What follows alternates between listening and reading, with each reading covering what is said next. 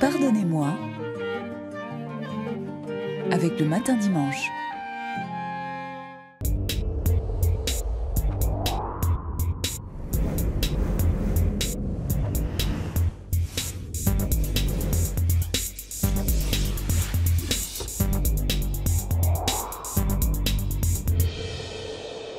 Monsieur le Président de la Confédération, bonsoir. Bonsoir. Merci monsieur. de cet entretien. On va parler de l'Europe, de l'économie, de vos débuts présidentiels, de vos rencontres avec Mme Merkel, Monsieur Hollande, d'autres. D'abord, l'actualité. Les attentats de Bruxelles, un cap a été franchi. Oui, c'est une situation très sévère, très triste. C'est une répétition de ce qu'on a déjà vu à Paris. Et on se trouve dans une situation de guerre, d'une certaine sorte de guerre, et ça me fait beaucoup toucher. Votre génération, l'ennemi, c'était l'Union soviétique lointaine qui avait ses missiles contre nous. Là, les djihadistes, ils sont là, ils sont dans des villes, y compris en Suisse. Le procureur de la Confédération l'a dit, 60 procédures ouvertes contre des sympathisants présumés du groupe État islamique. Un risque existe en Suisse aussi. Oui, on doit dire qu'il y en a théoriquement un risque, même de chez nous. Et ce qui est absolument important, c'est que nous sommes attentifs, que nous observons, que nous essayons de rester calmes. Et ce que je dirais aussi, c'est la peur n'est pas une règle. Et pour cette raison, il nous faut continuer notre vie d'une manière plutôt normale, mais avec une attention extra. Renforcer les moyens policiers à l'échelle suisse. On n'est pas la France, on n'est pas la Belgique, il n'y a pas de ghetto chez nous, heureusement, mais renforcer les moyens policiers, il le faudra. Le Conseil fédéral a immédiatement après Paris augmenté les forces de protection significativement, 86 effectifs en plus pour la carte frontière, pour les services de renseignement. On a agi. Nous voterons pour la révision aussi de la loi sur le renseignement, renforcer le renseignement suisse, faire qu'il n'ait pas toujours besoin de renseignements américains ou français. Selon vous, c'est une nécessité ? Oui, d'après moi, c'est une nécessité. Il nous faut accepter les nouvelles réalités. Pour cette raison, c'est maintenant le moment où on doit adapter la loi. L'autre dossier qui marque l'actualité, ce sont les migrations. La RTS, depuis 2 semaines, mène une opération à Lesbos. On voit ces images très poignantes de migrants qui prennent le risque de traverser la mer pour arriver ici. Vous me disiez, c'est très touchant, mais il vaut mieux aider là-bas plutôt que de faire courir à tous ces gens le risque de venir. D'après ma persuasion, on doit s'engager dans les régions où il y en a la source des problèmes, calmer ces régions, investir dans ces régions pour soutenir le peuple dans les régions de la Syrie, par exemple. Ça vaut beaucoup mieux comparé à les venir de chez nous et trouver des solutions qui ne peuvent pas être des solutions durables. Vous me disiez, le vote du 9 février, même s'il concerne pas des gens venant de Syrie, de Pakistan, d'Afghanistan ou autres, est un signal pour la proportion d'étrangers en général, selon vous? Oui, nous savons que le peuple suisse, les habitants de notre pays, les étrangers sont à 25%. Et pour cette raison, on doit avoir une certaine compréhension pour tous ceux qui ont voté le 9 février 2014 pour limiter les afflux. Et pour vous, ça concerne les étrangers en général, toutes les catégories d'étrangers? C'est un sentiment du peuple suisse qu'il faut prendre en compte pour toutes les catégories d'étrangers? Personnellement, je ne fais pas trop de distinction entre les migrants venant d'ici ou là. Ce qui est important, c'est que nous sommes capables de limiter les afflux. 3 mois de présidence. Aujourd'hui, vous avez vécu le meilleur et le pire, des visites très prestigieuses en Iran, Madame Merkel, etc. Les moqueries pour votre vidéo sur les malades. Vous avez tout vécu. Comment c'est être président pendant 3 mois?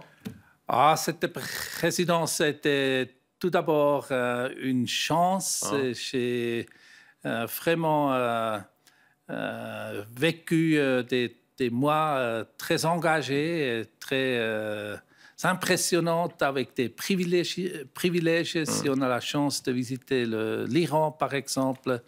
Et de l'autre côté, oui, si on travaille, on fait des fautes. J'en ai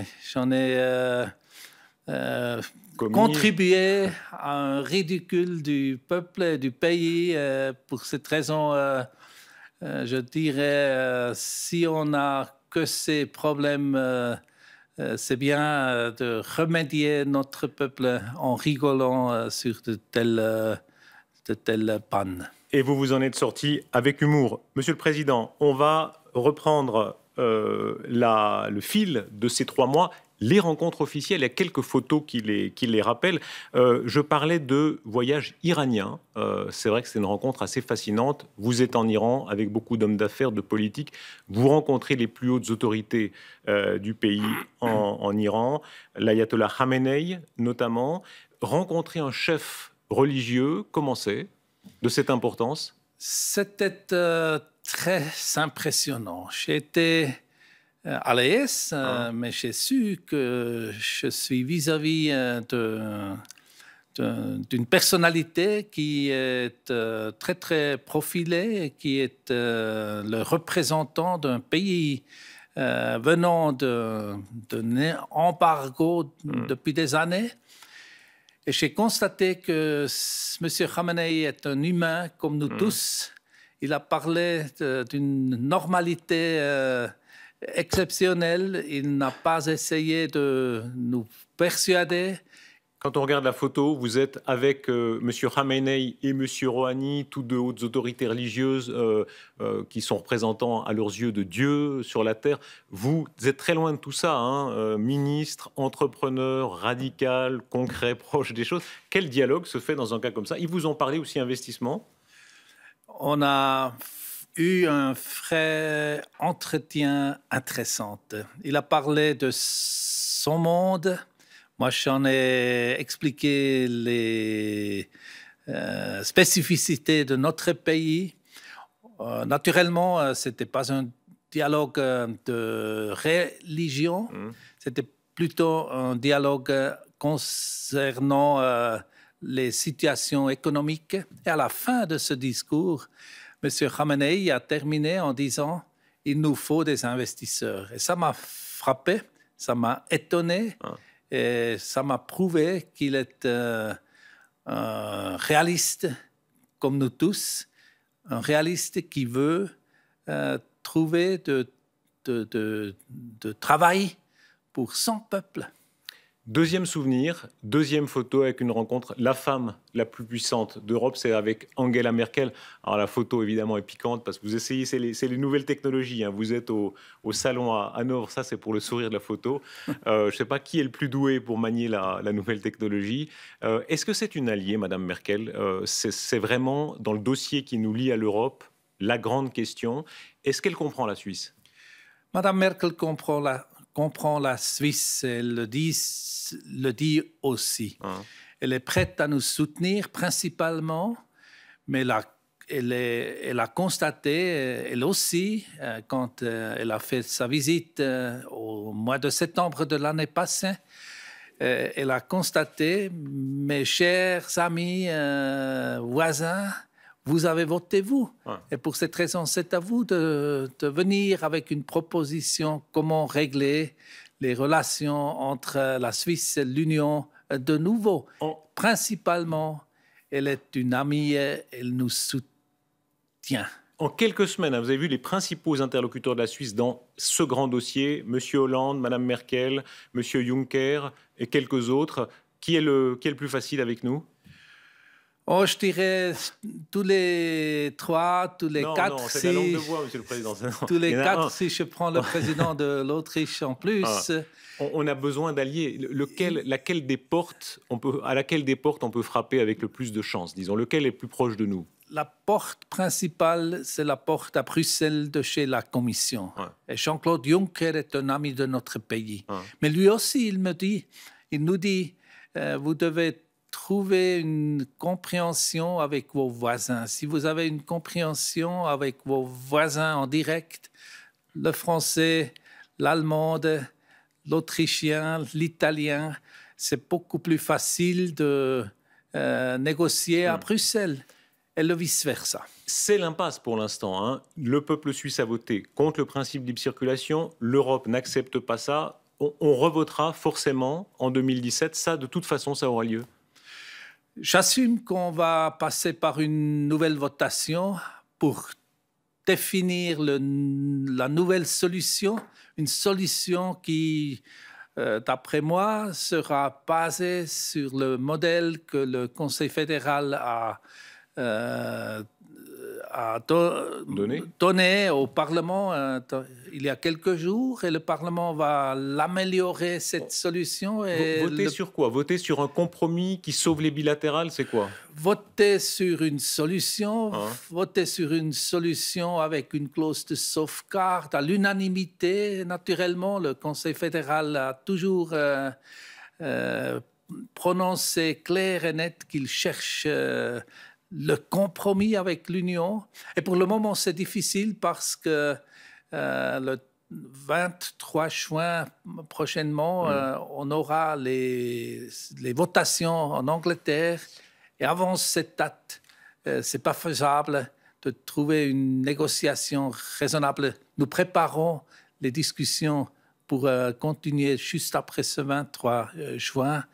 Parce que le temps est un critère. Il nous faut trouver la solution avant la fin de l'année ou bien avant le 9 février de l'année prochaine. Quand vous entendez les Britanniques qui veulent sortir de l'Union, pas tous, mais ceux qui veulent le Brexit, sortir de l'Union, vous les comprenez? J'en ai énormément de réservations vis-à-vis d'une telle solution. Ça déstabilisait le continent d'une manière défavorable. Et j'assume que les Anglais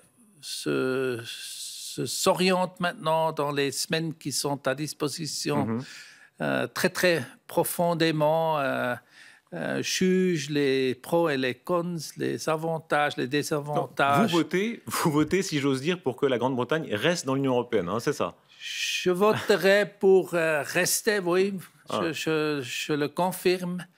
Et l'Union doit être améliorée dans ses structures, et une première étape est atteinte par les négociations des Anglais à Bruxelles récemment. Quand vous voyez les socialistes qui remettent au programme l'adhésion à l'Union européenne un jour, vous y croyez, vous? Un jour, la Suisse sera dans l'Union européenne?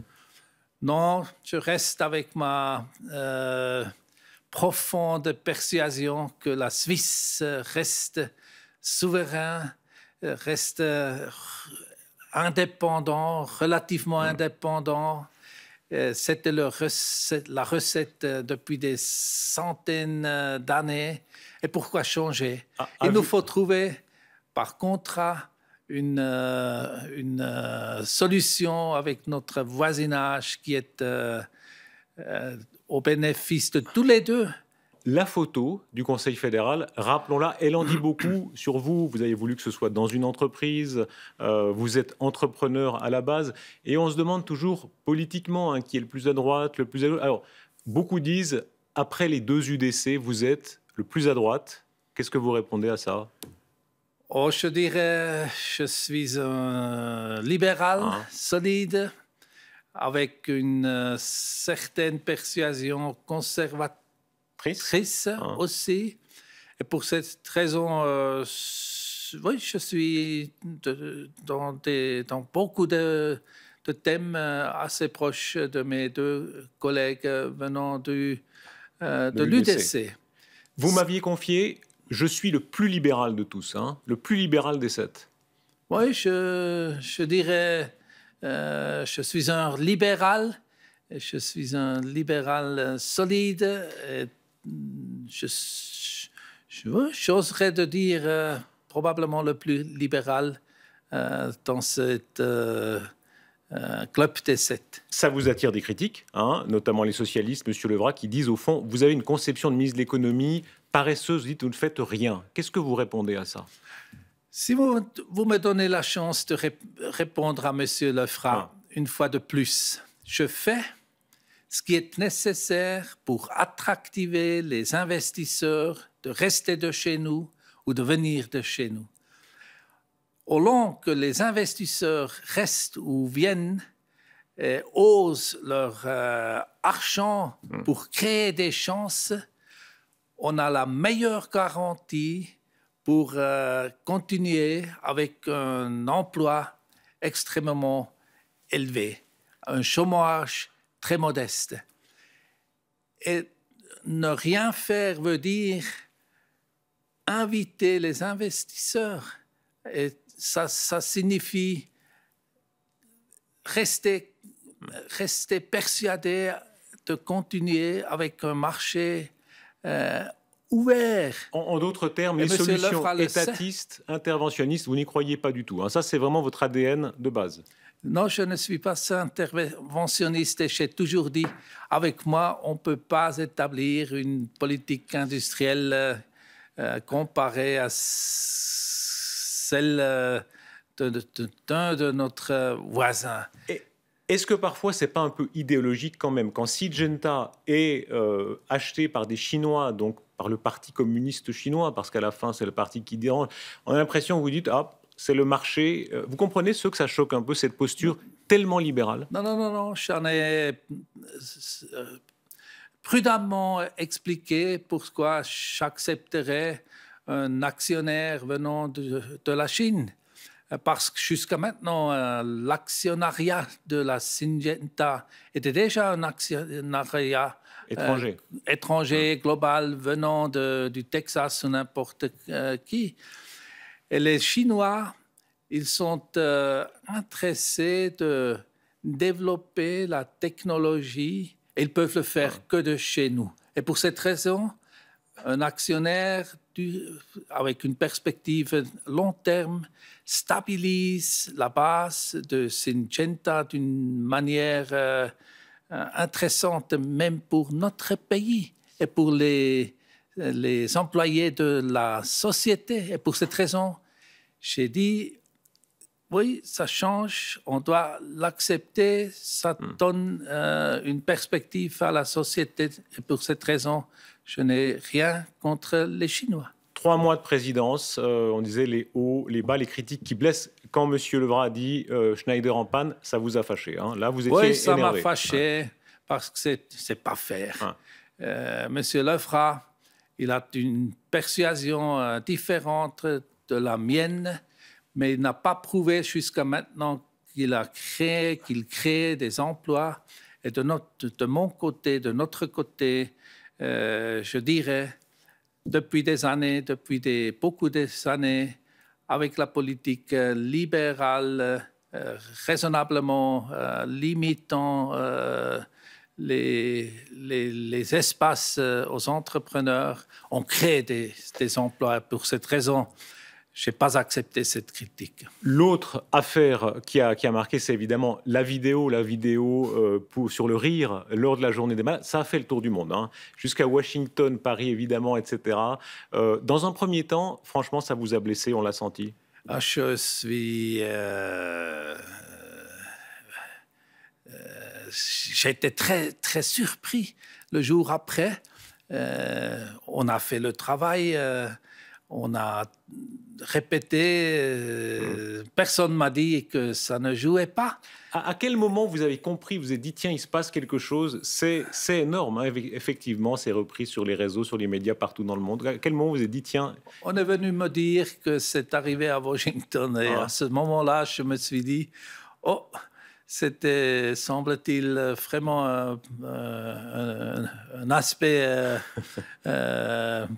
plus que c'est allé très vite, en tout cas. Joyeux. J'ai plus pu le répéter, le corriger. Et je suis très content que je n'ai pas blessé les malades parce que j'ai été très sérieux pour respecter la situation de ces personnes.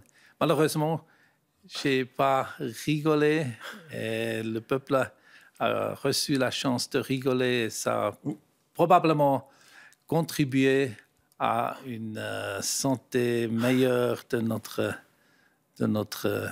peuple. Ça a fait du bien à l'arrivée. Et ça serait de bien. Vous avez reçu des courriers? J'en ai reçu des courriers, j'en ai reçu des emails, j'en ai reçu beaucoup de réactions.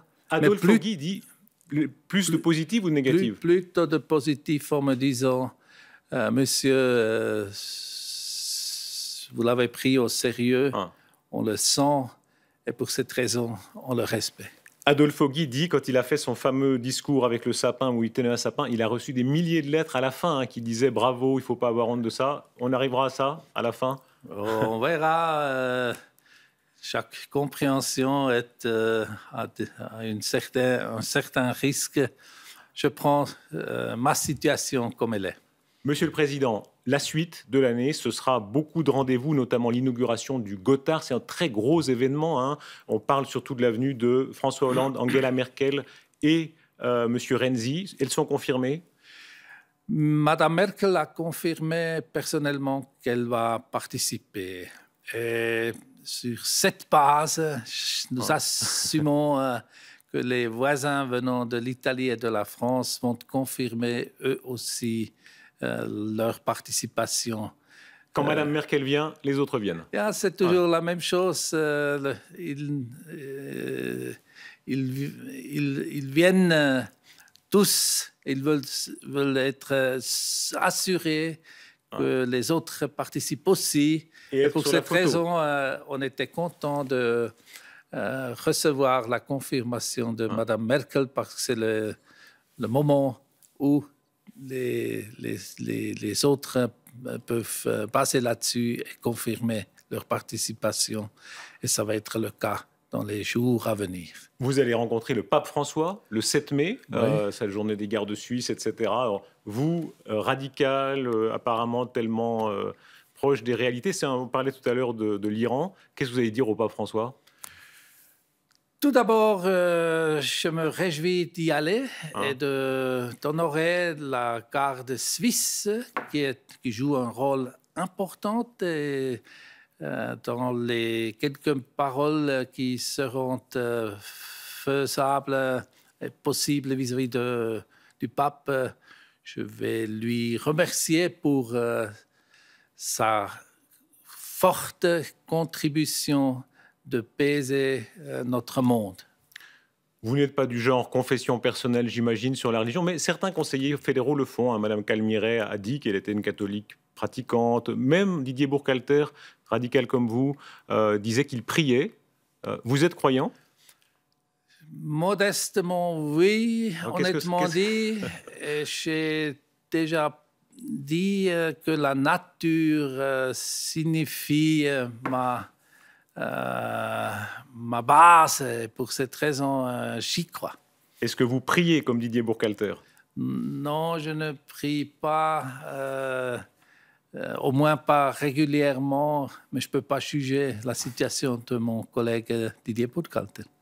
Monsieur le Président, qu'on vous aime ou qu'on ne vous aime pas, souvent le portrait est le même. Hein. Vous êtes l'entrepreneur ultra suisse, ultra solide, mais certains disent trop peu imaginatif, trop peu ouvert sur des politiques plus interventionnistes, on en parlait tout à l'heure. C'est votre portrait, vous vous reconnaissez dans ce portrait Écoutez, je reste authentique, je reste avec mes persuasions, j'étais élu 3 fois avec la connaissance de ma capacité, de mes persuasions. Et je lutte jour par jour pour contribuer à une situation favorable de notre pays comparé à tout ce qui est autour de nous. Et au long que nous sommes capables de réaliser des taux d'emploi à plus de 80%, des taux de chômage à modeste 3%, je me dis, tu as fait ton devoir du jour et je continuerai le lendemain avec tous les critiques et tous les compliments. Un politicien doit être au clair que c'est la normalité de ne pas savoir que de compliments. Monsieur le Président, merci. Joyeuse Pâques. Bonne suite d'année présidentielle. Bon Pâques à vous aussi. Merci. Merci.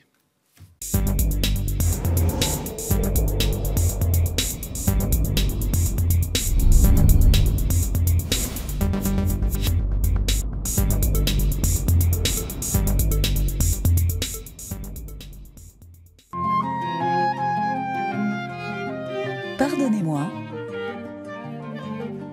avec le matin dimanche.